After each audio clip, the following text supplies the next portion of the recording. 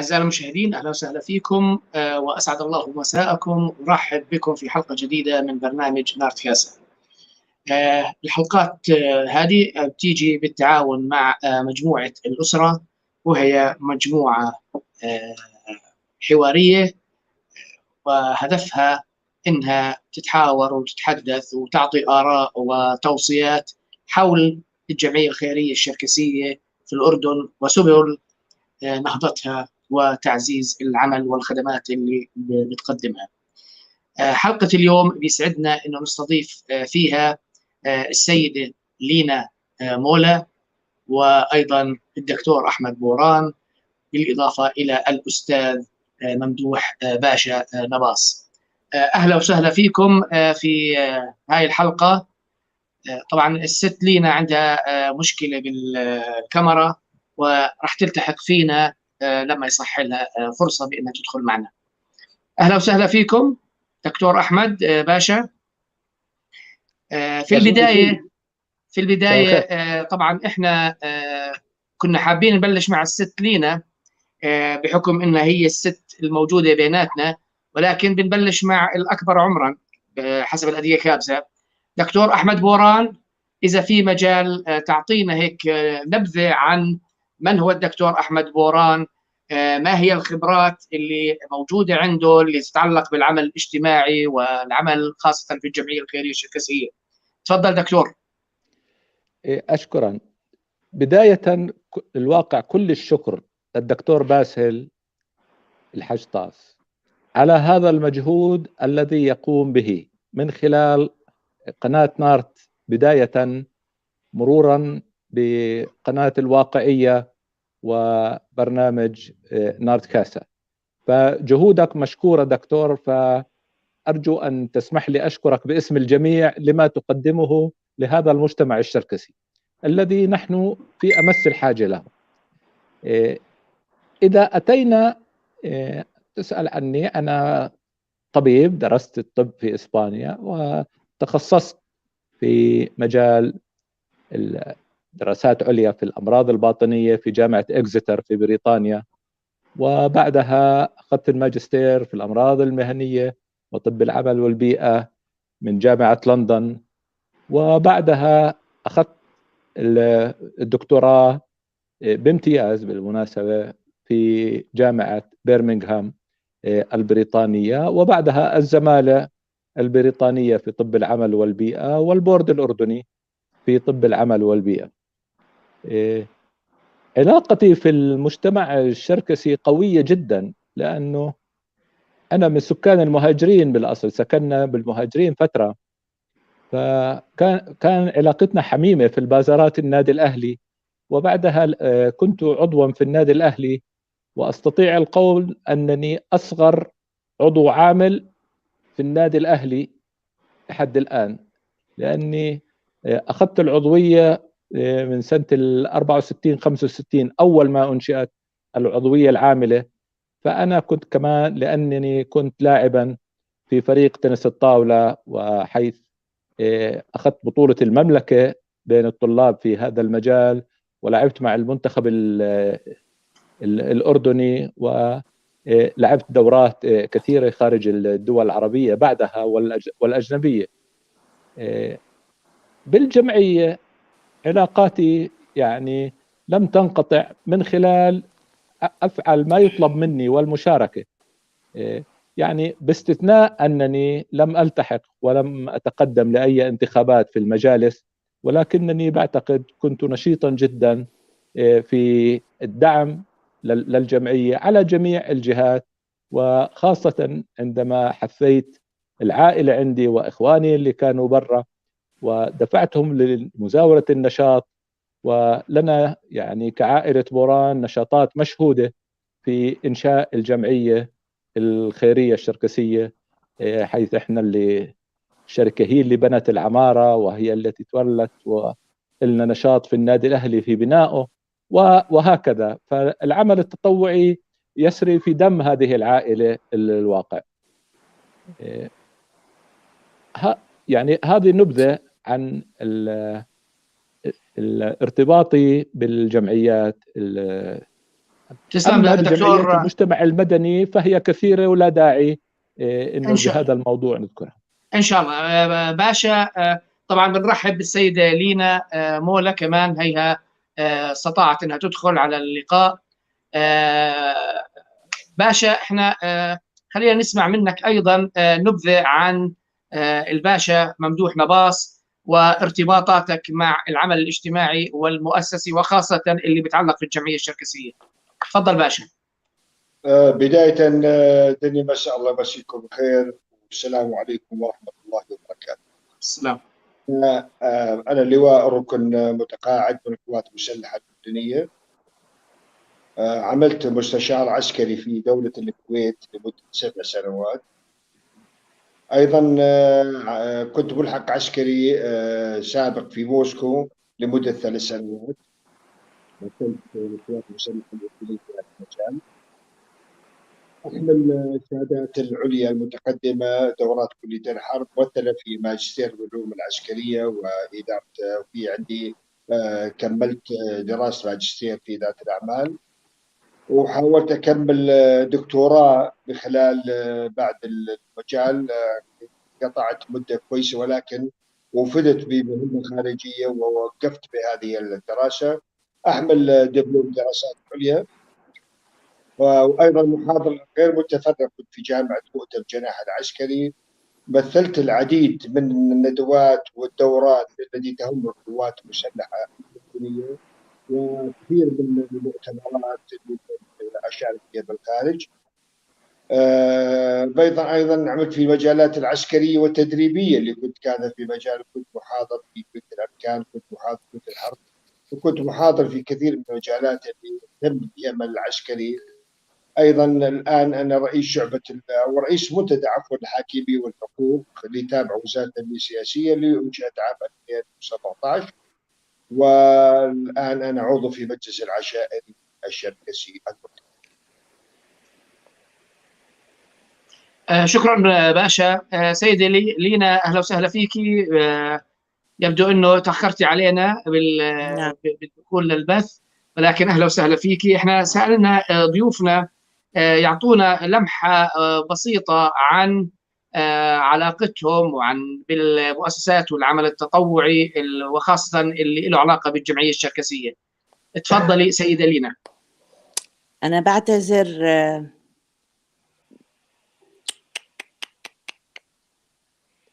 بعتذر عن انقطاع البث. لا عادي عادي. حولت لأني من الآيباد للتليفون، فبعتذر. هلأ بداية برحب بالإخوة الموجودين، ونبذة صغيرة عني إنه أنا معي كنت بكالوريوس علم نفس وعلم اجتماع، فلسفة وعلم اجتماع. فأنا صراحة نشأت في بيئة محبة للعمل التطوعي، وكل يعني أفراد الأسرة كانوا مشتركين في نوادي. فالبيت عنا كان بشجعني على إنه أحب العمل الاجتماعي. فإخواني كانوا منقسمين، حدا تابع للنادي الأهلي وحدا تابع لنادي الجيل، فيقعدوا دائما يحكوا في المواضيع هاي. فأخوي فاروق الله يرحمه كان أمين سر الجمع نادي الجيل، فلذلك أنا كنت أتواصل مع نادي الجيل وكنت أتطوع بالعمل. وبلشت في بداياتي بالنادي الأهلي، كوني أنا من نشأت في حارة المهاجرين، فكان البازار عنا يعني إشي نستناه بالدقيقة. فكان بفصل الصيف من أنا طفلة وأنا بشارك بهذا البازار، ببيع يا نصيب. كبرت شوي صرت أوقف وراء الطاولات، فكنت أشوف المجتمع الشركسي عنا بالحارة كله كانوا السيدات يعملوا الأشغال اليدوية والتطريز والملابس ويتبرعوا فيها بالبازار. فكان في تكافل، كان في الناس تحب بعض. فبيئتي كلها كانت تشتغل بعمل تطوعي. اشتغلت بوزارة الشباب وبوزارة التنمية الاجتماعية، والدكتور محمد خير مامسر كنت أشتغل في مكتبه. كان له الفضل في إنه يحببني أكثر بالعمل الاجتماعي. فصراحة من هون انطلقت. بعدين انتقلت لمبرة خاصة بعديها انتقلت لجمعية قرى الأطفال SOS الأردنية اللي تابعة للمنظمة الدولية لقرى الأطفال العالمية. يعني تقريبا طول حياتي بشتغل بالجمعيات وبالعمل التطوعي، والدكتور محمد خير مامسر صحيح له الفضل في إنه أحب العمل الاجتماعي. إن شاء الله العمل هذا التطوعي بضله مستمر.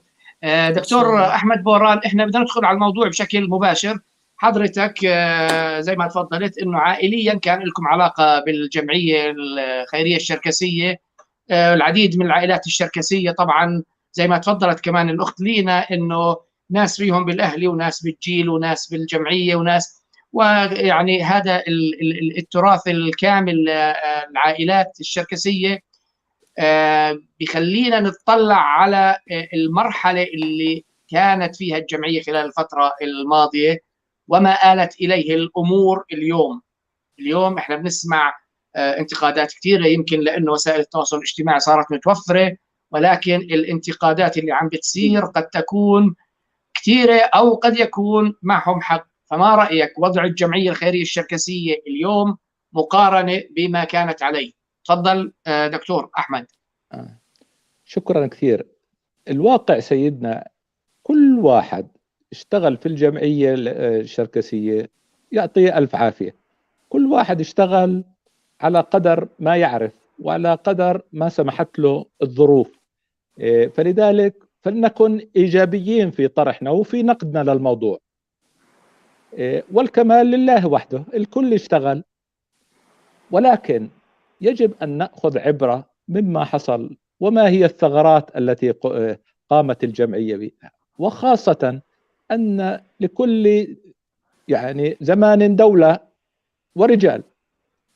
رجال العهد السابق اللي قد نكون نحن منهم، ما يسمى الحرس القديم، الآن نواجه بطفرة جديدة من الشباب المتحمس الذي لم يكن يلعب أي دور في مسيرة الجمعية الشركسية، لأنه كانوا الكبار هم يسيروا أمور الجميع. الآن انطلقوا وصار لهم دور فاعل، وسيستلموا مقاليد الإدارة إن شاء الله بكل نشاطات الجمعية الخيرية الشركسية، متسلحين بالخبرة التي ننقلها نحن لهم. فلذلك يعني يجب أن نكون حريصين على النقد البناء. لا يوجد عمل كامل، أما أن ندخل في وسائل العمل في السوشيال، ما يسمى السوشيال ميديا، ونبدأ في النقد، وخاصة هذا النقد الجارح الذي لا ضرورة له إطلاقا. فلنتخذ مبدأ الحوار الإيجابي، من له أي قضية أن يطرحها داخل أروقة الجمعية وليس خارجها. هذا ما نريد من خلال مجموعة الأسرة التي تكونت، أن نحث عليه الأعضاء.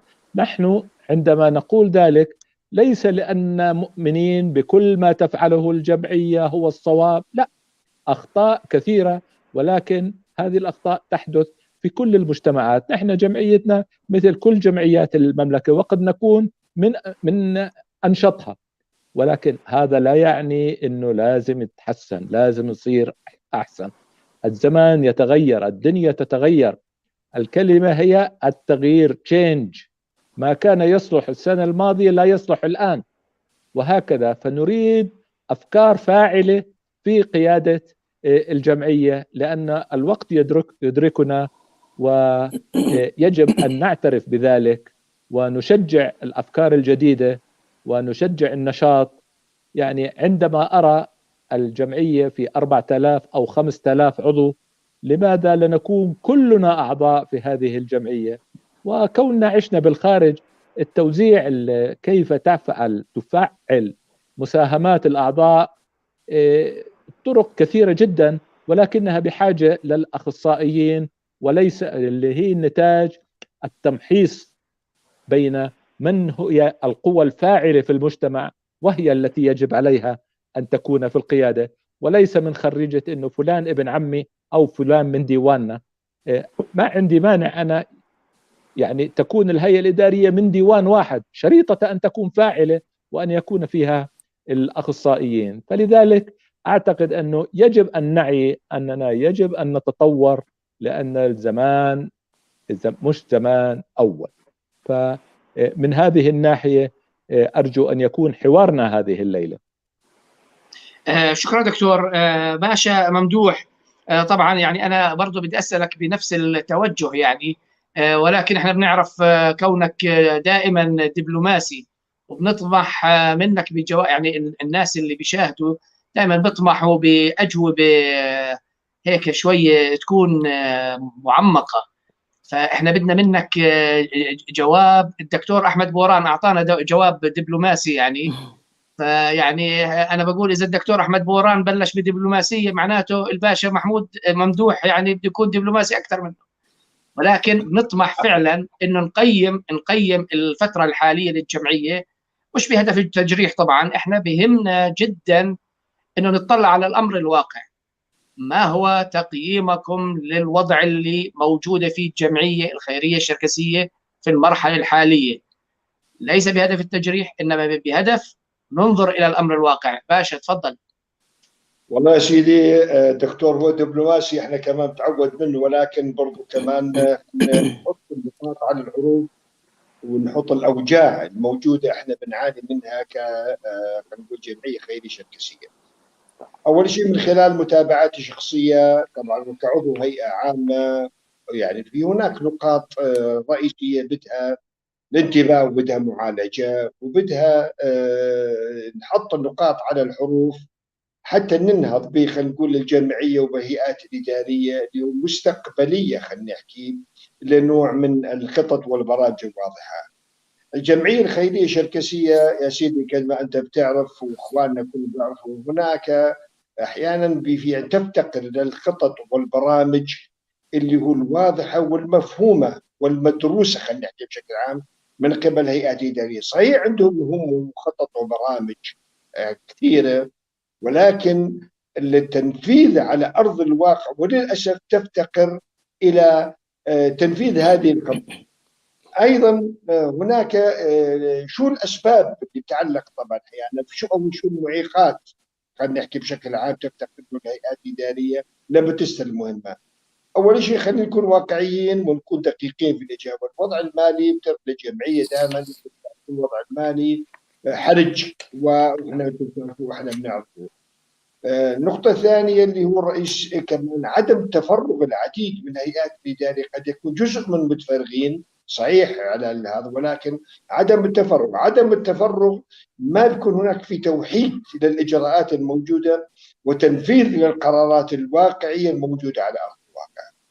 أيضا هناك ما في أحيانا تشعر أنه الكتلة بتنزل كقائمة واحدة، والقائمة أحيانا ما بتنجح القائمة. كمثال هناك في مستقلين بيدخلوا على القائمة، أحيانا ما بيكون في تجانس بين الموجود خلينا نقول ضمن القائمة، فهناك بصير نوع من عدم الألفة خلينا نحكي، أو ما بصير في شرخ أكون واضح وأدق شوية بين نفس الكتلة. مع تقادم الوقت بالهيئة الإدارية بصير نوع من الخلل الإداري بينهم، وهذا الشيء اللي بعيق الحركة.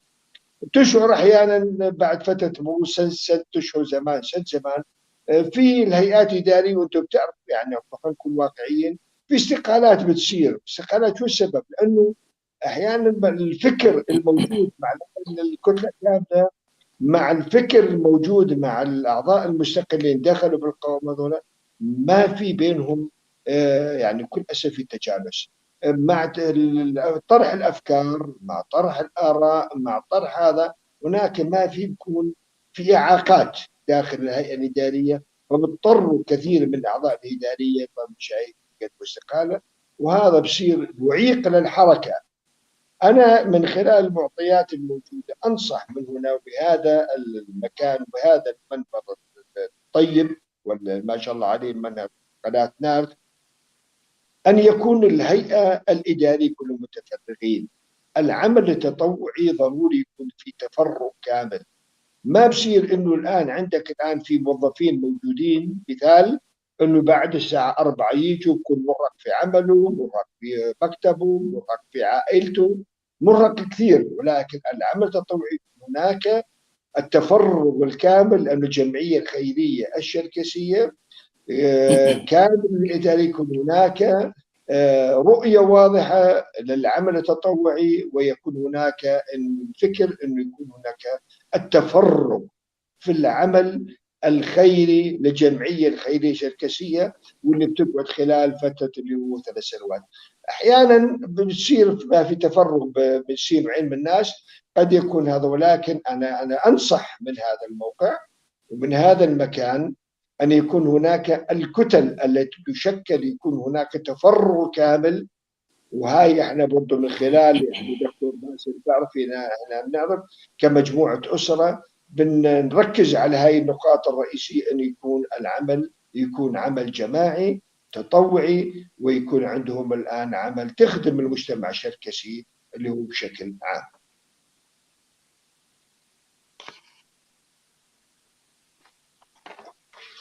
عليك هيك تحكي بشكل مباشر بعيدا عن الدبلوماسية. وممدوح باشا يعني ما شاء الله عليه هالمرة يعني حكى حقائق ممتازة، وراح دايركت تو ذا بوينت زي ما بيحكوا، يعني مباشرة للأوجاع اللي موجودة عندنا. فما رأيك سيدة لينا؟ هل أنت راضية عن الوضع اللي احنا فيه؟ وهل نحن متفائلون؟ صراحة هلأ أنا بدي أحكي بشكل عام عن الجمعيات. بدنا نخرج من موضوع العمل التطوعي إلى العمل المؤسسي المهني، فهذا أهم شيء. هلأ اللي عم بيصير إنه واحد مثلا وسمعتها هاي الحكي إنه هلأ دوري أنا أسير حمادة وأدخل الجمعية. لا، مش هيك لازم يكون الموضوع لازم تكون أنت عندك رؤية وعندك هدف وعندك تصور ليش بدك تدخل جمعية وشو خطتك بالعمل. فالوضع الحالي أنا بدون مجاملة لا أبدا مش راضي عنه، لكن ببرر لهم إنه في ظروف اقتصادية عالمية تأثرت فيها الأردن طبعا، زائد كورونا اللي دخلت عليهم، زائد الانقسامات اللي تفضل فيها الباشا اللي أثرت على وضعهم. هلأ حتى إني أسير أنا رئيس جمعية لازم تكون عندي الكاريزما الشخصية القيادية، لازم أكون مقبول اجتماعيا. اللي عم بيصير للأسف زي ما تفضل الباشا إنه عم نختار الأقرباء والأصحاب والأصدقاء، ما عم نختار بناء على برامج. فأي واحد هذا كمان عم بيسبب في ازدياد أعضاء الهيئة العامة اللي عم تدخل بس عشان تنتخب فلان، وبس ينجح فلان ما بتعود تبين بالجمعية. فاللي لازم يصير إنه أنا برأيي الشخصي، ما بعرف إذا توافقوني عليه، إنه اللي بده ينزل عضو في الجمعية مفروض إنه يدفع مبلغ من المال. بتصور هيك بنحدد، يعني بصير اللي مهتم أكتر بصير هو بده يدخل. يعني 5 دنانير بالسنة ندفعها وندخل ونصير حمادة ونصير قاعدين على كراسي الجمعية وما نعمل إشي، بس إنه نحن أعضاء جمعية، لا يجوز. فبقول لو نفرض، لو أنا حتى عم بفكر بتغيير شامل للنظام، اللي بده يدخل جمعية زي ما بدخل بالنيابة يدفع مبلغ من المال حتى يقدر يصير حمادة وحتى يقدر يدخل الجمعية الشركسية. الوضع زي ما تفضلوا إخواننا إنه يعني مش يعني لا مش صحيح، وأنا مش راضي عنه. فهذا يعني ما أقدرش أحكي أكتر من هيك صراحة. أشكرك مع أنه أنت هلأ هيك غلبتيهم للجماعة اللي بدهم يرشحوا حالهم. بس كمان مشكلة ست لينا، يعني في بعض أعضاء الهيئات الإدارية كانوا يعني بيحملوا الناس جميلة لأنه عم بيخدم في المجتمع، وإذا بصير يدفع بصير يقول ما أنا دافع لكم كمان. فخليه لا بالعكس، أنا منه لا أنا بقول حتى يلتزم وحتى يعطي مفروض يدفع. هيك صرنا نحن في هذا لا شك لازم يكون في التزامات، لازم يكون في التزامات. لازم صحيح، يكون ملتزم. صح. باشا، يعني احنا بدنا نطلع على جمعيتنا اللي صار لها من 1932 موجودة، وبنطلع عليها بأنه هي عبارة عن جمعية عم تتكرر فيها المشاريع والأنشطة، يعني لجنة اجتماعية، لجنة ثقافية، دعم الفقير، وشوي شوي كان في بعض الأمور اللي عم بتصير اللي بتطور الجمعية، زي إنه يكون عندها عقارات، زي إنهم عملوا مدرسة الأمير حمزة، زي عملوا سماور، يعني في بعض المشاريع اللي عملوها، وقد تكون هاي المشاريع دعمت الجمعية بشكل كويس. فهل هناك في آفاق، هل في فرص لتطوير عمل الجمعية، أم الجمعية راح تظلها تتكرر كما كانت من 1932، ويا دوب بين كل فترة وفترة ممكن إنه يطلع معنا شيء جديد إضافي؟ يعني إحنا استنينا سنوات طويلة مشان يكون عندنا مشروعين، اللي هو مدرسة الأمير حمزة وسماور، وهذا التسارع وخاصة إنه الجمعية الخيرية الشركسية عندها عقارات، وعندها يعني أمور كثيرة بتشير على إنه هي قادرة على إنها تعمل. ما رأيك باشا، هل هناك فرص ممكن للجمعية الخيرية الشركسية إنها توصلها خلال الفترات القادمة؟ يعني الهيئات الإدارية، هل عليهم أن يفكروا بالفرص الإضافية جديدة، ولا إنهم زي اللي عملوا قبليهم هم كمان بدهم يعملوا؟ تفضل باشا.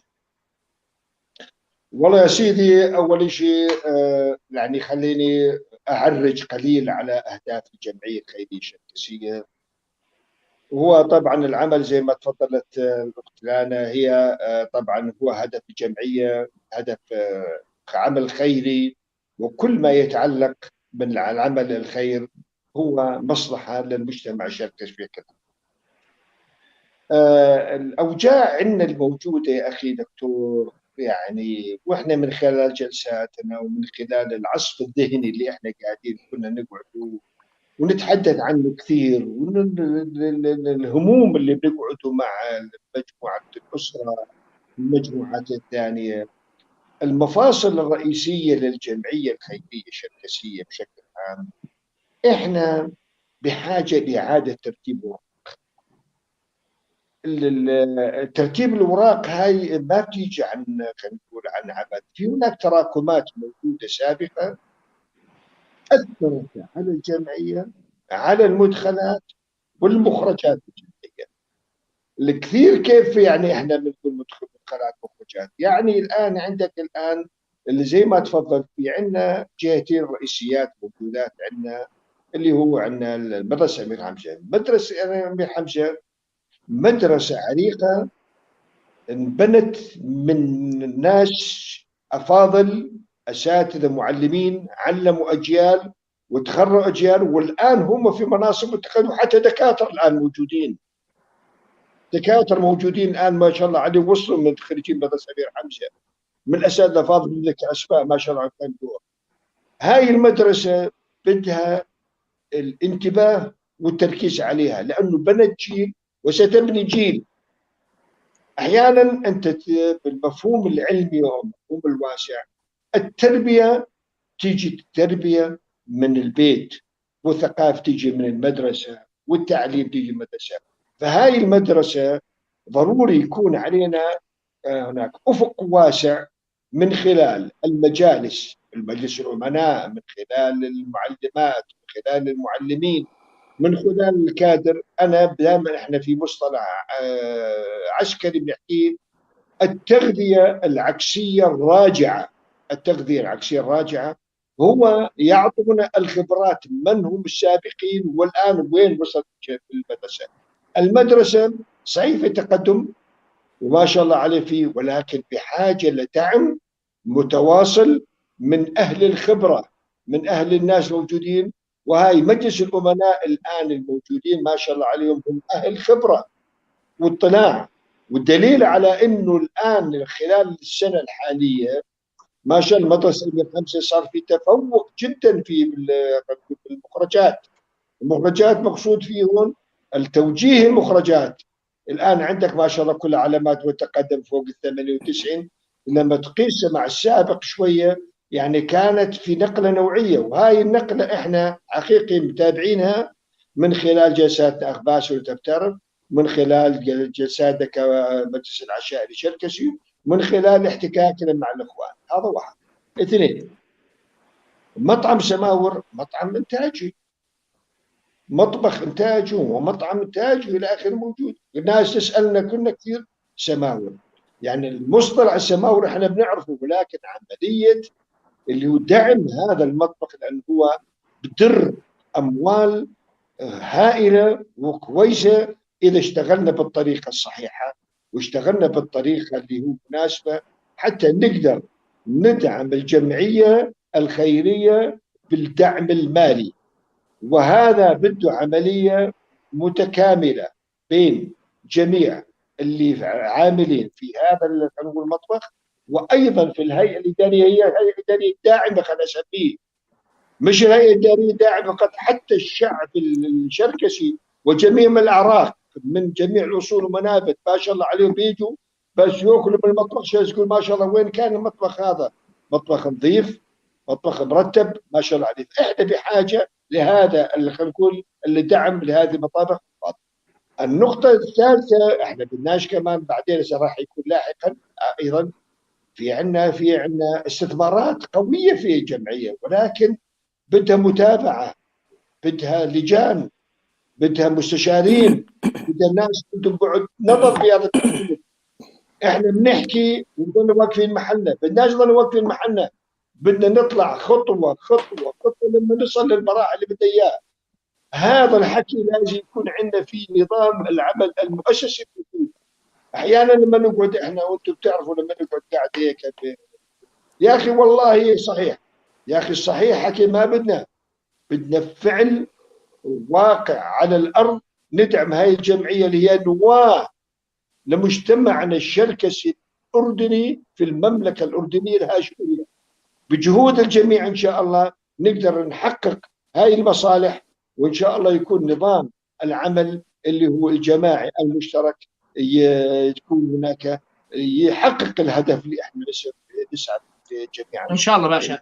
دكتور احمد حضرتك يعني عاصرت المجموعات اللي اسسوا مدرسه الامير حمزه واللي اسسوا سماور، فتره من الفترات اللي كانت الجمعيه الخيريه الشركسيه قادره على انها تطلع بابتكارات ومشاريع فعليا ما زالت الى اليوم هذا يعني فعاله وبنفتخر فيها. بالاضافه يعني حضرتك بتعرف انه الجمعيه الشركسيه طول الفتره الماضيه كانت معتمده على تبرعات من بعض الاشخاص اللي كان يعني فعلا خيرين وما قصروا مع المجتمع، وبنذكرهم دائما بالخير.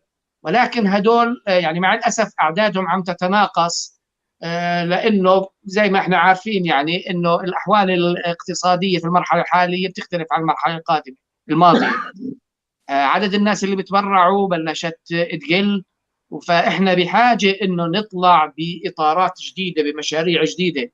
دكتور احمد، ما رايك؟ هل عندنا فرص اللي نقدر نستغلها مشان نقدر نطور انفسنا؟ تفضل دكتور. خلينا ندخل ونتكلم في الموضوع مباشرة لمن لا يعرف، لأنه هذه الأمور عصرناها، وكان لي الشرف أن أكون من ضمن لجنة أصدقاء مدرسة الأمير حمزة في بداياتها بالسبعينات، وأقمنا نشاطات ووصلنا إلى 800 شاب وشابة عندما كنا نعمل هذه الأنشطة دوريا كل شهر بقيادة مؤسساتنا. دوريا كل مؤسسة كانت هي تقوم بحفلة. وأكثر شيء من الذاكرة أتكلم عندما يقف معالي محمد خير مامسر، وكان عضو أمين سر في الجمعية لما كانت في جبل عمان، ويقول لهم أنقل لكم تحيات 800 شاب وشابة. فهذا النوع من النشاطات الجميلة اللي كنا نسويه. أقول الآن لماذا اختفت؟ يعني هل لأن نحن كنا من نوع العباقرة اللي كنا نعمل هالنشاطات هاي؟ نراها الآن يعني على شكل فزعات وتصير. نرى الآن إقبال للشباب أكثر، وخاصة بالجهود الخيرة من نادي الجيل.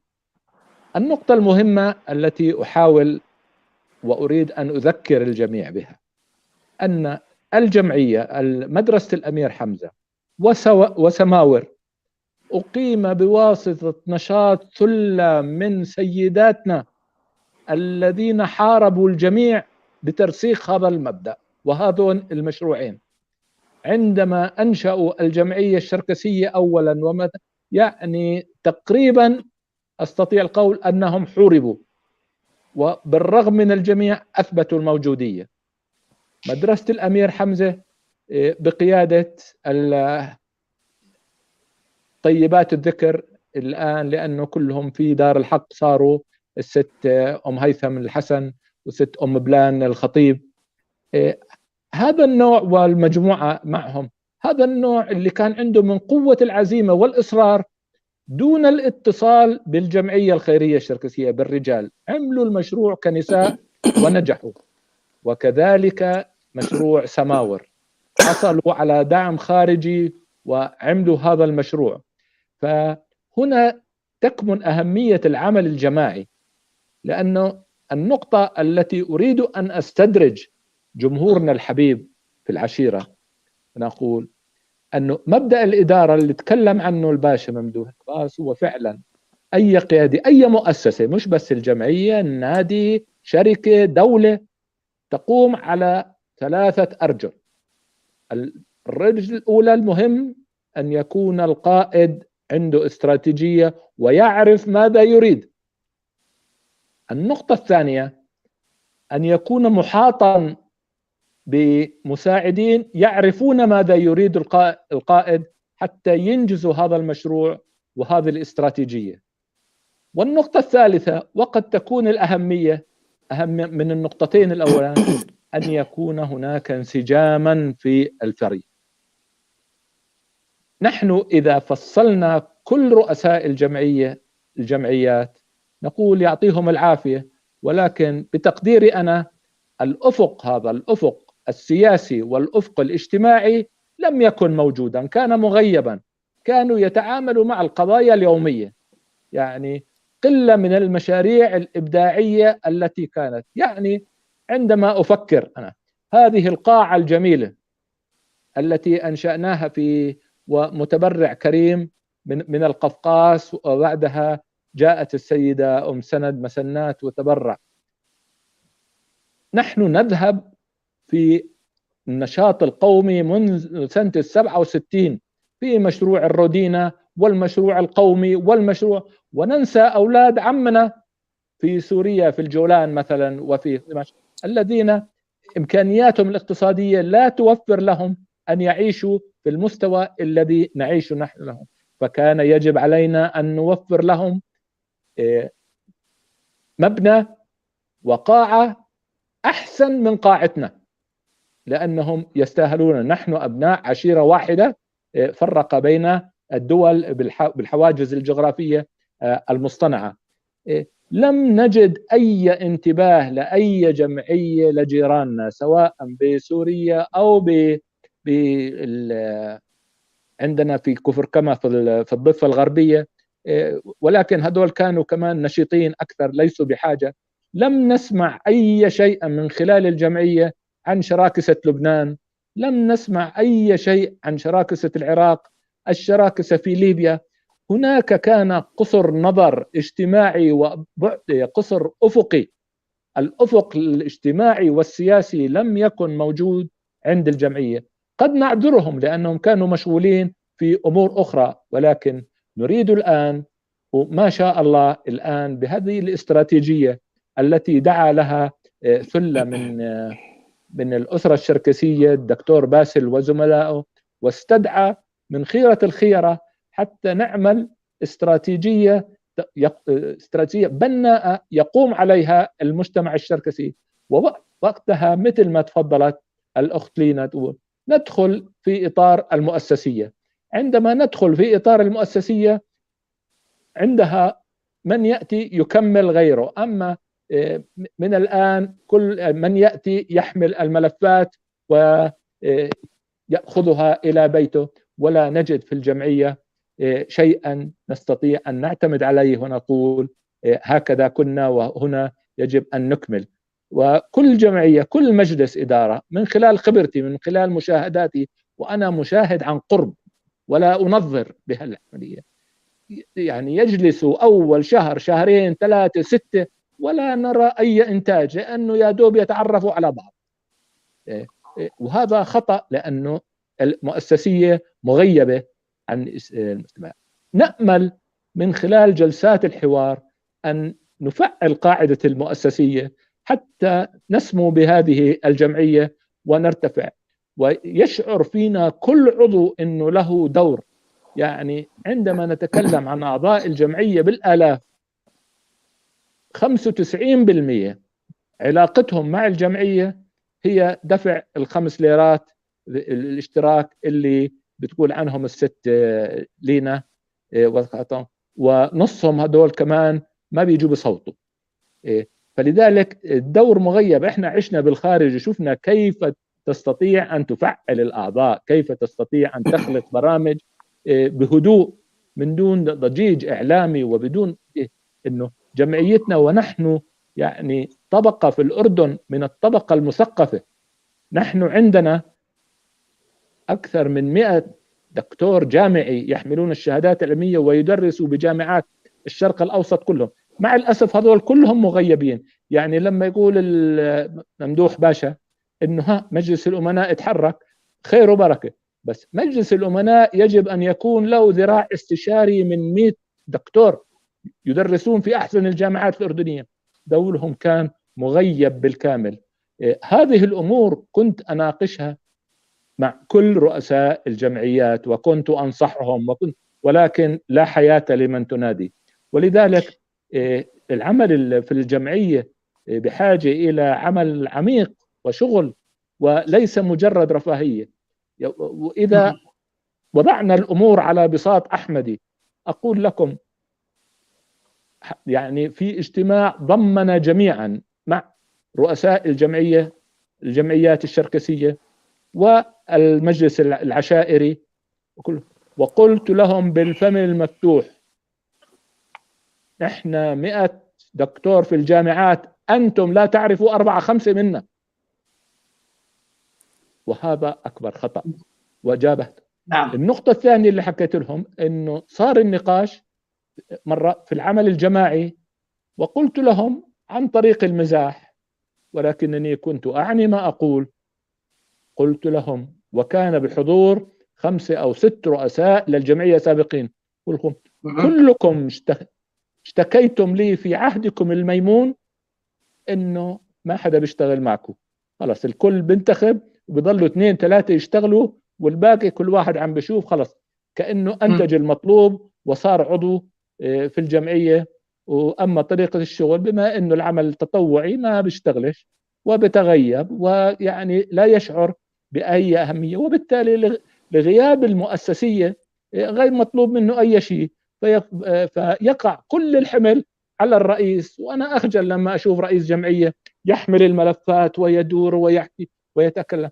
هذا ليس عمل رئيس جمعية، هذا حمادة الذي يجب أن يكون الكل حواليه، نكون قوة داعمة له. دكتور أنا مشان هذول اللي بنحكي.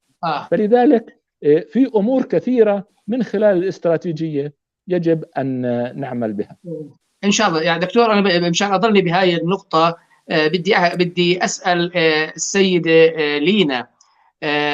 ست لينا، يعني كثير الدكتور أحمد بوران ركز على أعضاء الهيئة الإدارية، إن كان الرئيس أو باقي الأعضاء. في ناس بيشتغلوا، في ناس ما بيشتغلوا، في ناس عندهم كفاءة، في ناس بيعرف، في ناس ما بيعرف.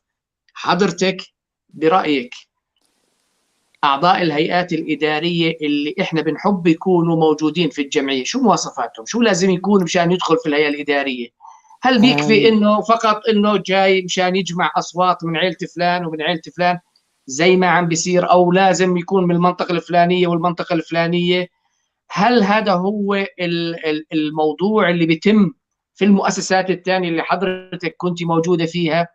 هل إحنا المجتمع الشركسي ما زلنا بنتحدث عن مناطقية وعن عائلية، وبننسى إنه في عندنا مجموعة كبيرة من الكفاءات؟ ما هي مواصفات عضو الهيئة الإدارية اللي فعلا إحنا بحاجة له خلال الفترة القادمة؟ تفضلي. بداية أخ باسل، هلأ يعني ناهيك عن المجلس الإدارة. مجلس الإدارة شو وظيفته؟ وظيفته رسم السياسات العامة. الأهم بالجمعية هو المدير التنفيذي. يعني أنا كنت أشتغل في جمعية قرى الأطفال SOS. المجلس الإدارة ما كان يجتمع بالسنة مرتين ثلاثة، بس هو كانت وظيفته مراقبة الإدارة ومراقبة المديرة. هذا اللي نحن ما عم نوصل له. مجلس الإدارة مش مفروض فيه إنه هو يشتغل الشغل اليومي. هلأ مفروض إنه في تخصصات طبعا لازم تكون، طبعا القائد أو اللي بده يكون رئيس جمعية زي ما قلت لك لازم تتوافر فيه صفات كاريزمية، يعني الكاريزما عنده تكون واضحة، قادر إنه يقنعنا شو الرؤية تاعته اللي بدها تكون وشو بده يعمل خلال السنوات القادمة. يعني بناء على البرنامج الانتخابي لازم ننتخب هدول الناس. التخصصات كمان لازم تكون موجودة بالأعضاء الآخرين. يعني ما بنفع إنه كلهم داخلين مثلا بيفهموا بالإدارة أو بيفهموا بالمالية. بدك واحد متخصص مالي، واحد متخصص إداري، واحد متخصص لجمع التبرعات. وعلى فكرة جمع التبرعات صار كمان علم، بس المنفذ لازم يكون المدير وليس أعضاء مجلس الإدارة. فما بصير ننتخب على أساس مناطقي ولا على أساس قرابة. مفروض ننتخب بناء على البرنامج الانتخابي. وكمان مبسوطة أنا على موضوع الأسرة الشركسية، إنها عم بتراقب وإنها عم تعمل تكتلات حتى إنه تراقب أداء الجمعيات. إن شاء الله يا ربي إنه بتنجح هاي الأسرة في ضم عدد أكبر كبير من الهيئة الإدارية، وبشكلوا قوة ضاغطة لمراقبة مجلس الإدارة القادم، وبيكونوا يعني يضغطوا عليهم ويراقبوهم، وتلتزم مجلس الإدارة كمان برأي الهيئة العامة. الهيئة العامة مغيبة، الهيئة العامة ما بتعرف ولا شيء شو عم بيصير داخل الجمعية مجرد نجاحهم. يعني بنسمع أخبار من هون ومن هون ومن هون. الصحيح إنه مجلس إدارة لازم يكون على تواصل دائم مع الهيئة الإدارية. مثلا اجتماع يدعو الهيئة الإدارية كل 3 أشهر، ويكون في تقرير إداري اللي أنجزوه خلال الفترة الماضية وشو بدهم ينجزوا خلال 3 أشهر القادمة. أما هيك العمل عم بيصير عشوائي، مش عم نعرف شو عم بيصير، ويعني بديش أقول طاسة وضايعة، بس هو هيك الوضع الحالي للأسف. فلازم الهيئة العامة تكون أوعى من هيك وقادرة على انتخاب الرجل المناسب لإدارة هاي الجمعية. وكمان لازم يكون مجلس الإدارة كمان في عدة تخصصات اللي يقدروا يوجهوا المدراء التنفيذيين. فهذا هو رأيي في الموضوع الصراحة. أشكرك ست لينا، بس أنا حابب أني أقدم مداخلة بما أنه يعني انذكر موضوع الأسرة. فعليا مجموعة الأسرة الدور الرقابي يمكن دور محدود، يعني مش هو الأصل في الموضوع. الأساس في الموضوع أنه الأسرة الشركسية عم تتعاون مع مجموعة من الناس المختصين في وضع خطط واستراتيجيات، وهدول موجودين في مجتمعنا وناس ناجحين لأنه عم بيعملوا استراتيجيات وخطط عمل لمؤسسات حتى دولية ولا مؤسسات حكومية في الأردن. هذول موجودين عندنا في مجتمعنا الشركسي، فالأولى أن نطلب منهم، وهذا اللي عملناه بمجموعة الأسرة، أنه يحطوا استراتيجية عامة على الأقل لمدة 3 سنين أو 5 سنين لقدام، ويقدموا هاي التوصيات للهيئة الإدارية القادمة. اسمح لي أقاطعك أستاذ باسل. طبعا تفضلي. حتى لو نحط أحسن خطة استراتيجية موجودة بالعالم، إذا ما في أشخاص قادرين على تطبيق هاي الخطة ما استفدنا. فمش صحيح. مهم إنه أكيد لازم نحط خطة، بس لازم نحط كمان ناس قادرين على تنفيذ هذه الخطة. صحيح بالضبط. يعني هي ضمن الخطة الاستراتيجية اختيار الاشخاص اللي فعلا قدروا يستوعبوا هاي الخطه وبيقدروا ينفذوها. لانه مع الاسف صار اكثر من مره، اكثر من محاوله انه ينعمل خطه، ينعمل استراتيجيه وتم تقديمها للهيئات الاداريه. يا اما الهيئات الاداريه ما فهموها وحطوها بالدرج، يا اما الهيئات الاداريه اعتبروا حالهم اكبر من انهم ياخذوا خطه من ناس ثانيين ويطبقوها، طالما هم بيعتبروا حالهم انهم اشخاص يعني مؤهلين وتم انتخابهم. ففعليا اذا الخطه بدها تنجح، الناس اللي بدهم ينفذوها لازم يكونوا مستوعبين وقادرين على تطبيق الخطه. لانه احنا عايشين بعالم فعليا من دون خطه. حتى مشروع ب5000 دينار ما حدا بيقبل يعطيه مصاري مشان يشتغل. راح يحكوا له وين خطتك، وين الاستراتيجيه تبعتك. احنا ما زلنا ماشيين على البيانات الانتخابيه، بيانات انتخابيه، سوف نعمل وسوف نقوم وسوف نؤدي وسوف. الخطه الاستراتيجيه بتختلف كليا عن البيانات الانتخابيه. بدها ناس قادرين على انه يشتغلوا بهذا الموضوع. وهذا التغيير اذا صار بتكون مؤسسه الجمعيه الخيريه الشركسيه فعليا انتقلت لمرحله متقدمه في العمل المنظم. باشا ممدوح، انا حابب اطرح عليك قضيه. يعني حضرتك تطرقت لموضوع اعضاء الهيئات الاداريه بدخلوا هم يعني متجانسين وهم نقوا بعض يعني ودخلوا بالهيئه الاداريه مع بعض. ولكن مع الاسف، وهذا شفناه بالادارات الاخيره، انه بيصير في انقسامات. يعني ما بمضى شهرين 3 4 بيصير في انقسامات داخل الهيئه الاداريه، والانقسامات بتنعكس على اللجان، بتنعكس على فرق العمل العامله، بتنعكس على المجتمع حتى. وحتى بيصير في تباطؤ، مش تباطؤ، بيصيروا يشتغلوا ضد بعض. ما رايك باشا؟ لماذا بيصير في انقسامات داخل الهيئات الاداريه؟ ليش الهيئات الاداريه بتتعثر في بعضها البعض؟ تفضل باشا. والله يا سيدي انت بتحط الوجع والنقاط على الحروف، واحنا يعني معانين هالنقطه هاي الموجوده. ومن خلال مجموعه الاسره اللي كان فيه قبل شوي في الحديث عنه، احنا قاعدين نبحث النقاط الرئيسيه وبحثنا عنه وراح نبحث عنه بشكل كامل. حقيقه في هذا الموقع انا بدي اكمل واقدر دور الاسره، مجموعه الاسره اللي هي كان بديش اسعى. هذا الدكتور باسل كان هو نواه فيها، وباقي الفرق الموجوده اللي احنا تساعدنا مع بعض حتى نظهر هاي الاسره على ارض الواقع. وهذا امتداد للسؤال اللي تفضلت فيه، اللي هو كل الشغلات الرئيسيه ليش وليش عندنا الان عندك بشر. دكتور باسل خلينا اكون واقعي واحكي عن وجه. بقعدوا الهيئات الاداريه اللي هو او الكتل بشكل عام، بزورها المؤسسات، بزورها المؤسسات الشركسيه. وانت بتعرف المؤسسات الشركسيه الان بدهم من راس الهرم وبتتفرع مباشره سوف سوف سوف الى اخره. ولكن انه خلال بعد الانتخابات بصير عمليه الانقسام. ليش انا حكيته سابقا وبحكي الان؟ ما في تجانس واضح من خلال الكتله والناس المستقلين اللي بدخل مع الكتله.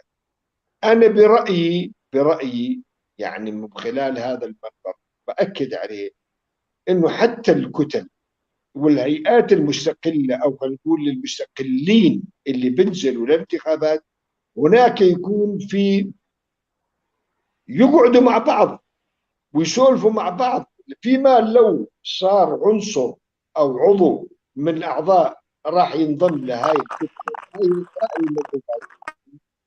اقل ما في يكون عنده اطلاع واسع مع الكتله اللي هي الرئيسيه، مع العضو هيئه المستقله اللي راح تدخل معهم اذا جاء باصوات اعلى.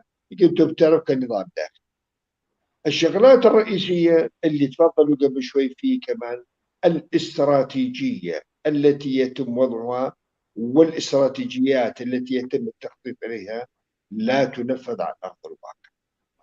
اهم نقطه موجوده واحكيه وراح احكيه ثاني مره، انه إعطاء الأريحية في التعامل بين بعض. لما نقعد بين بعض إحنا ما الواحد يأخذ بالفكر تبعه بقدر ما يأخذ المصلحة العامة. هو بالكل المصلحة العامة أو المصلحة العليا الشركسية، وهاي أنتم علم واسع تدرس ودكاترة نستفيد منهم خبراتهم، وإحنا كنا ندرسه في معاهدنا.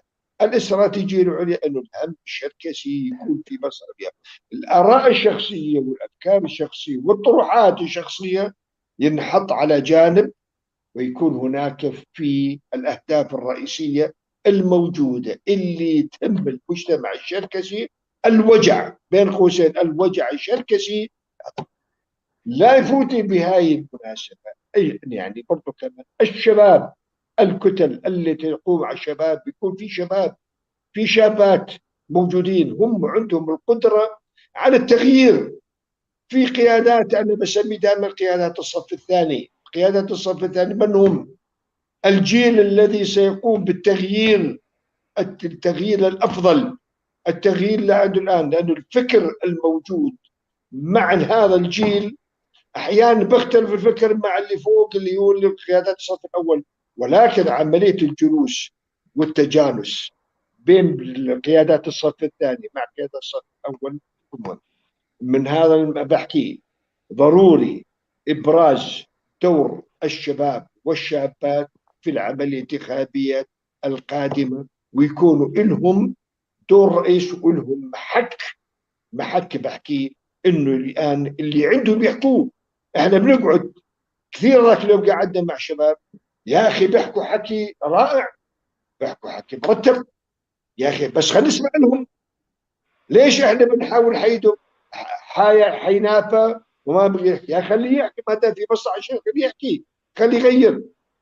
لأنه الفكر اللي موجود عندهم غير الفكر الموجود عندنا. أحيانا بنصحوك، وإحنا معروف الآن جيل الشباب هذا جيل مثقف، جيل فهمان، جيل ناضج، جيل قاعدين الآن عنده وشة الحب يغير، وبحب أقول يا عمي إحنا من الجمعية تظهر غيروا الفكر تبعكم، غيروا. أما نحن نحكي الكبار وصغار ما نسمع لهم مباشرة، الجيل هذا ما شتوا شباب. هاي المفاصل الرئيسية بنحكي ضروري أن ننفعلها. أيضا في كمان شغلات أركز عليه في هذا النظام الفيصل في الجمعيات، النظام الداخلي. بكل أسف النظام الداخلي غير فعال.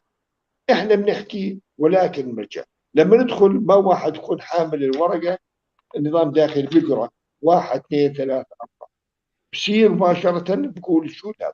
النظام الداخلي هو الفيصل في الإجراء لعملية التطوير وعملية فرض الحقائق على الواقع.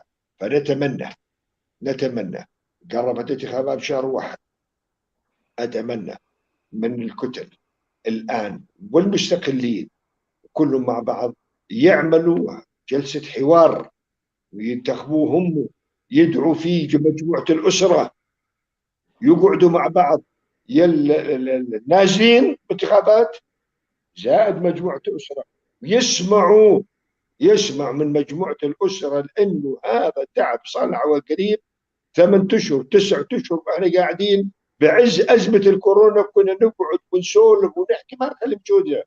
التعب هذا اللي نحكيه عند باشا بدناش نروح سدى نعطيهم أرقام وحقائق ولا وجود. وحقيقي احنا نشكر اللي خلينا نقول كان دور مميز اللي أخذوا أفكار مجموعة الأسرة وصار عملية التغيير. تغيير المدرسة أمير حمزة مجلس الأمناء، تغيير مدرسة برضو كمان عندك الآن عندك السماور، وتغيير كمان عندك وامتداد عملية انتخابات. فهذا احنا بنثمنه وبنقدره، وإن شاء الله اللي يكون اللي القوائم الناجدة يكون ياخذوا هم الشركسي، ويكون خطط واضحة ومبنية على حقائق واستراتيجيات واقعية. وشكرا. أشكرك يا باشا. يعني هو أنا يعني عادة ما بضغط زيادة عن اللزوم باللقاءات اللي بعملها، بس يعني إحنا عم بنقرب على اجتماعات الهيئات الإدارية، ومشان هيك يعني بدي أصير أرفع شوية هيك خط النقد والانتقادات. يعني زي ما تفضلت باشا إنه لازم الناس اللي برشحوا حالهم يقعدوا مع أو يشتركوا بورشة العمل اللي أطلقتها مجموعة الأسرة. مجموعة الأسرة جزء من الهيئة العامة، ودعت الناس اللي معنيين بالنشاطات الشركسية ونشاطات الجمعية، أو اللي حابب أو اللي مهتم بأمور الجمعية الخيرية الشركسية. فما بالك باللي عم بيرشح حاله. اللي عم بيرشح حاله عم بيقول له تعال تفضل، في عندنا ورشات عمل. ورشات العمل ما بيقودها لا فلان ولا علنتان، عم بيقودوها ناس مختصين وتعنى بشؤون الجمعية الخيرية الشركسية. فأنت عضو مهتم في هذا الموضوع. أنا بستغرب واحد لساته مش نازل أو مش عضو بالهيئة الإدارية، جزء من الهيئة العامة، بيقولوا له تعال تفضل بدنا ناخذ ونعطي معك، بدنا نحكي معك، ما عم بيسجل بورشة العمل. فهذا الزلمة بكرة لما يدخل بالهيئة الإدارية كيف بدنا نحكي معه؟ احنا جزء من الهيئة العامة، عم بنقول لك تعال تفضل احضر ورشات العمل. ورشة العمل مش محاضرة جايتك من فلان وعلنتان. ورشة العمل هي حوار عم بيقوده مجموعة من المختصين. إذا في هاي العملية حضرتك ما بدك تشارك، امتى احنا كهيئة عامة بدنا نقول لك تعال تفضل اسمع لنا؟ أنا مش عارف. دكتور أحمد، أنا حضرتك حكيت على موضوع يتعلق بعلاقة الهيئات الإدارية مع أعضاء الهيئة العامة. يعني عم تحكي عن الأكاديميين، ممكن نحكي عن الناس العاملين في القطاع الصحي، ممكن نحكي عن الناس العاملين في المحاماة. في عندنا قطاعات كثيرة.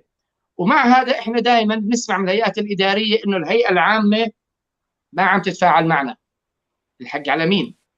الهيئة الإدارية اللي منظمة وعندها مكاتبها وقاعدين وبيعملوا اجتماعات هي اللي بدها تنظم الهيئة العامة، ولا أعضاء الهيئة العامة بدهم يجوا على الهيئة الإدارية ويقولوا لهم تعالوا إحنا جايين بدنا نخدمكم؟ على مين التقصير دكتور أحمد؟ تفضل. أشكرك على هذا السؤال. من خلال مجموعة الأسرة إذا بتلاحظ أنا طرحت برنامج مبسط استراتيجي ويمكن مناقشته في جلسات الحوار المستقبلية التي تقوم مجموعة الأسرة بإعداد. يعني ببساطة عندما نقول أن يجب أن نعمل قوة فاعلة في الجمعية، يدخل أي عضو في الجمعية يجب أن يكون له يشعر أنه ينتمي إلى مجموعة معينة.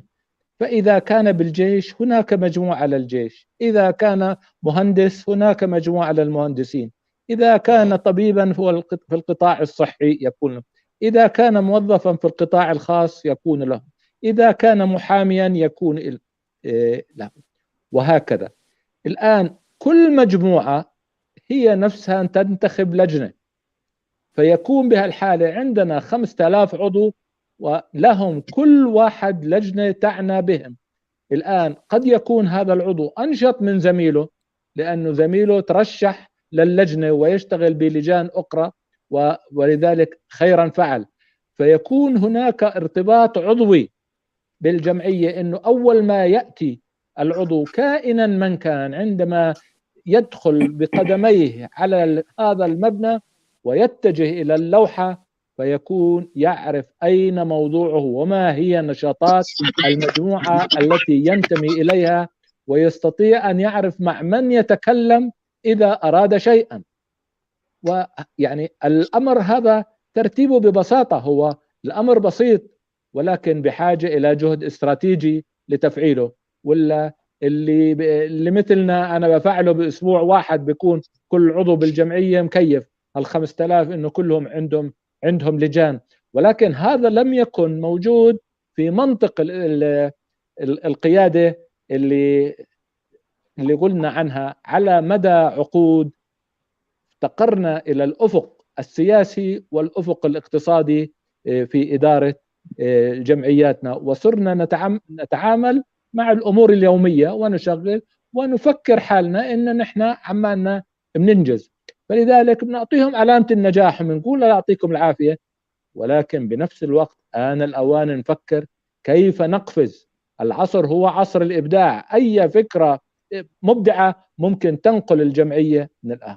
سأعطيك مثال تطبيقي آخر جاءت اللي تفضلت فيه الباشا والست لينا لما قال مجموعة أمناء أمير حمزة، عندما تولى الدكتور محمد خير مانسر رئاسة مجموعة الأمير حمزة، وأتمنى أنه في الاجتماعات هو يشرح عن ذلك، عندما اختار هذه المجموعة الطيبة معه وشرح لي بالضبط لماذا اختار كل واحد فيهم، اللي تفضلت فيه الست لانا، هذا المالي، هذا الاقتصادي، هذا المهندس، هذا، ونفض الغبار عن الترهل المالي والمادي والعلمي الذي كان تعاني منه مدرسة الأمير حمزة على مدى عقود بهالنتائج اللي كانت سلبية كلياتها. الآن تحسنت بناء، والشكر كله للمجهود الكبير الذي قام به الدكتور محمد خير مامسة بعد نفضه هذه الغبار، والكل يعمل على تحسين. والحمد لله بدأنا نرى الباشا تفضل وقال والله صار منهم دكاترة طبعا، ولكن نسبة قليلة جدا يا باشا، النسبة العامة كانت مترهلة. يعني احنا بنحكي لأنه عاصرنا نعرف هذا. مأساة كانت مدرسة الأمير حمزة، مأساة كانت، ولكن بدأت الأمور تتصلح قليلا قليلا. ولكن مع الأسف عندما نرى 100 دكتور جامعي لا يكون لهم أي نوع من الاستشارة في هذه المسيرة، اللي هذول أي دكتور في الجامعة يجلس مرتين في الأسبوع بمجلس القسم، بمجلس الكلية لمناقشة العملية التربوية، على اتصال في كل مراكز التعليم في العالم، يحضر مؤتمرات، يحضر. فيأتي واحد غريب فقط لأنه من المفضلين من مجموعة الرئيس ويأتي في مجلس الأمناء، هذا لا يطلب، يعني ما يقدر يسوي الأمور الذي يستطيع أن يعملها الأكاديمي المتمرس الذي يشتغل بهذه. لم يفكر أحد مطلقا بكل رؤساء الجمعيات في الاستشارة في هؤلاء 100 دكتور جامعي الذين يقودون العملية التربوية في الأردن، والذين نفخر بهم نحن كعشيرة شركسية. هذا يعني هذا مثال أعطيك إياه تطبيقي للمشاهدة. أما مجال التنظير كل واحد يستطيع أن ينظر ويقول عملنا وسوينا، ولكن كل شيء يسير في المنهجية القيادية. النقطة الأخرى اللي حابب أذكرها اللي تعرضت لها الست لينا، إنه تقول القيادة في مدارس القيادة، ما يدرس القائد، ما يميز القائد هو أن يكون له أتباع، أتباعك عزوتك، هذا ما يميز القائد ويعمل له الكاريزما اللي تفضلت الست لينا وتحكي عنها. مع الأسف لم يعمل أي رئيس جمعية عندنا في هذه النقطة، وكان مثل متخبي، يروحوا 2 3 في وسائل، يروح يعزي، يروح يبارك، يروح كذا، لم يطلبوا مشاركة أحد، رغم أنني شخصيا بفعل علاقتي مع جميع الرؤساء حتى لا أستثني أحدا، وأقول لهم كلهم، قلت لهم اختاروا 100 من فعاليات المجتمع الشركسي، كلما تسير فعالية اطلبوا من بعضهم حسب الاختصاص أن يذهبوا معكم، لأنكم لا تستطيعون أن تقوموا بالواجب الاجتماعي داخل المجتمع الأردني، حيث الواجبات كثيرة وكثيرة جدا، يجب مساعدة الجميع. يعني عندما نريد أن نبارك لشخصية في الجيش مثلا أو نذهب، فيأتي يعني تلفون صغير من مدير النادي ويقول مكان الاجتماع غدا الساعة 5 سنذهب بمعيتكم، لأنه هم كمان أصحاب البشوات عندنا والقبات الحمر والفعاليات كلهم راح يروحوا يباركوا لهذه الشخصية. ولذلك مفهوم العمل الجماعي إذا تنظم ما في أسهل من هيك، ولكن لم يقم أي واحد منهم باستثناء، حتى لا نتهم نقول فلان مقصر وفلان غير مقصر، لم يأخذ بهذا الاقتراح أي واحد. وكذلك لجميع رؤساء مجالس الأمناء، عندما أقول لهم بالعالم دعوا دراسة الدكتور محمد خير مامسر أنه شبابنا قليلين الحوافز دافعية عندهم ناقصة جدا، شاباتنا بناتنا أنشط بكثير من رجالنا. الحل بسيط، هو إيجاد الدافعية، نعمل له ما يسمى الموتيفيشن، وهذا لا يأتي إلا عن طريق المحاضرة. محاضرة واحدة لها الخبراء كلنا في نشاط من أيام الخميس إذا عملناه، يتولى كل واحد يرى محاضرة من الكابتن الطيار، يرى من المهندس، يرى من المحامي. وهذا ما يجري بكل يعني معالي الست هيفاء النجار نجحت في مدرسة CMS لأنها تطلب من جميع الخبراء أنهم يأتوا مدرسة CMS ويحاضروا في هذه المواضيع فيتسع أفق الطالب، ولذلك أنشأت جيل قوي جدا من خريجات المدرسة التي هي تفتخر والمجتمع يفتخر بتفتيجها.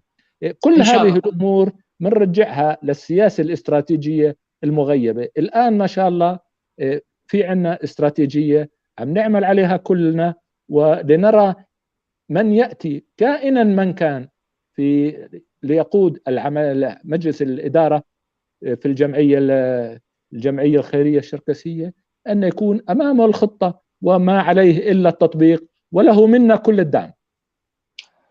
شكرا دكتور.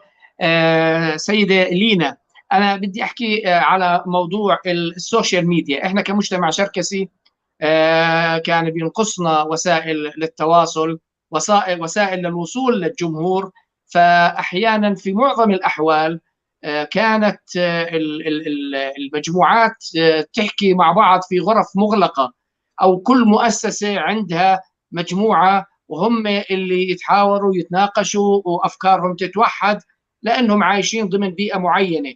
ولكن إحنا حاليا عندنا وسائل تواصل اجتماعي، وسائل التواصل الاجتماعي قادرة على أنها تدخل في كل بيت، وقد تكون هذه وسائل التواصل حل إلنا كمشكلة كمجتمع شركسي لمشكلة عدم تقاربنا، عدم تواصلنا مع بعض، لتنظيم وسائل التواصل الاجتماعي، لتفعيلها، لزيادة وتعزيز من قدرتها على أنها تخلي مجتمعنا الشركسي يتفاعل مع بعضه البعض.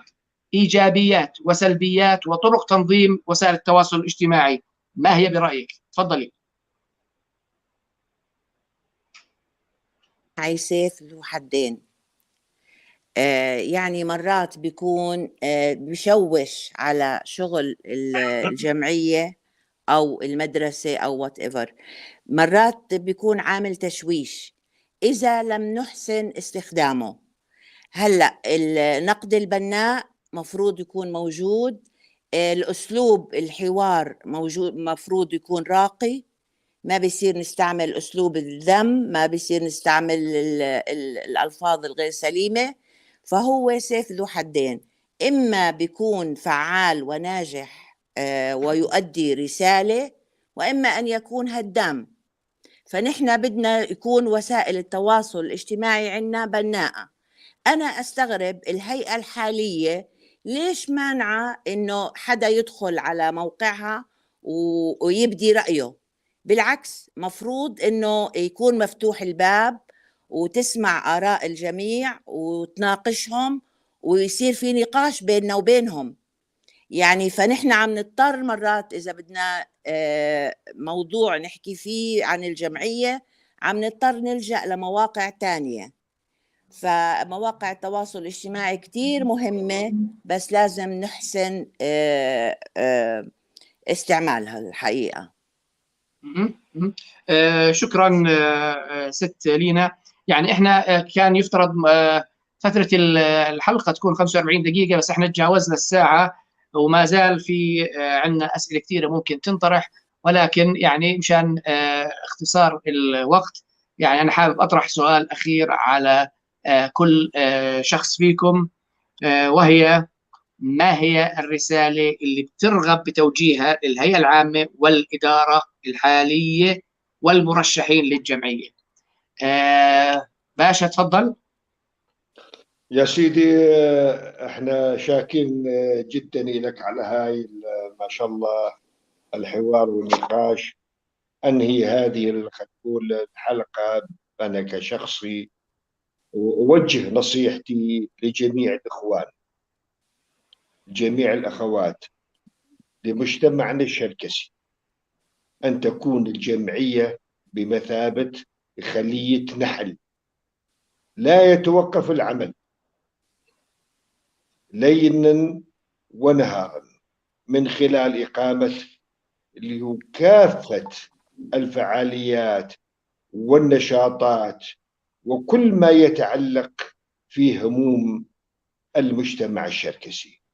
في النهاية أتقدم الشكر والجزيل لكل مجتمع الشركسي صغيرا كبيرا اللي حقيقي بتفاعلوا مع كل الفعاليات الموجودة اللي هو بقدر عليه. ولكن أنصح من هذا المنبر يا أخواننا يا أخواتنا، الجمعية الخيرية شركسية ليس سيل من الناس، هو جمعية خيرية شركسية لكل الناس، الهيئة العامة. إذا أنتم ما تفاعلتوا، ما تنشطتوا، وما تحركتوا، حقيقي ما نقدر نمشي بطريق الصحيح. وفقنا الله جميعا لخدمة هذا البلد الطيب ولوطننا الغالي ولقائد الوطن.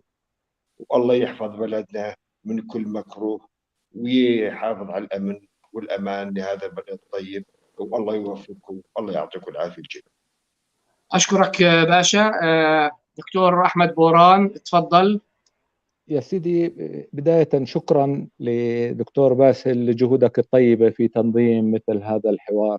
كل ما نرجوه للهيئات القادمة أن هناك لجنة الأسرة تحاول جاهدة أن تعمل استراتيجية وتقدمها لهم، وما عليهم سوى التنفيذ وتحسين هذه الاستراتيجية بقدر الإمكان إذا استطاعوا كذلك. فنحن كلنا بشر، وكل إنسان يستطيع أن يفعل من خلال قدراته.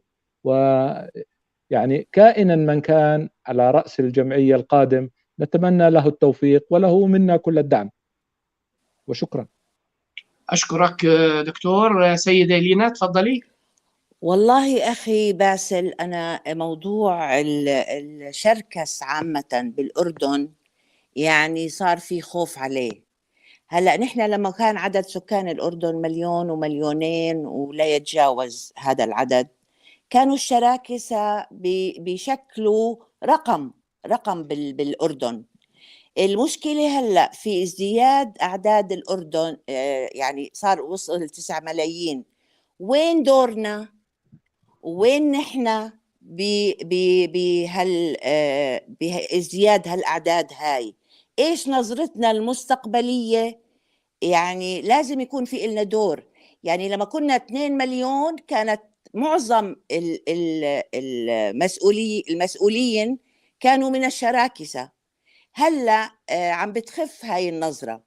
فشو دور الجمعية وشو دور الأسرة مثلا، المؤسسات الشركسية السياسية والقومية؟ شو عم تنظر لمستقبل الشراكسة عموما في الأردن؟ يعني أنا هذا تخوفي، إنه شوي عم نتقلص.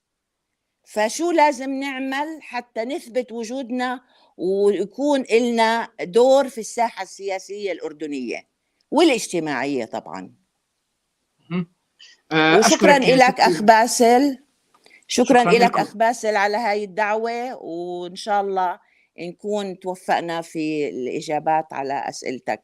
ولسه حاسة إنه عندك أسئلة أكتر ونحن عندنا أجوبة أكتر، بس لضيق الوقت يعني مش رح نقدر نوفي الموضوع حقه. لا إن شاء الله بيصير في لقاءات قادمة كمان. يعني طالما إنه في حكي اللي ينحكى، طالما في رسائل ممكن تتوجه، مجتمعنا بيمس الحاجة إنه نتفاعل مع بعض ونحكي مع بعض، والحوارات ما راح تخلص. بس بالنهاية هذا جزء من تقاربنا وتضامننا وتفهمنا لبعضنا البعض. صحيح. يعني مشاهدينا الكرام، في نهاية هذا اللقاء بحب أتقدم بالشكر الجزيل لضيوف حلقتنا السيدة لينا مولا والدكتور أحمد بوران والأستاذ ممدوح باشا نباص على وجودهم معنا وعلى تفاعلهم وعلى طرحهم للآراء الغنية بالأفكار.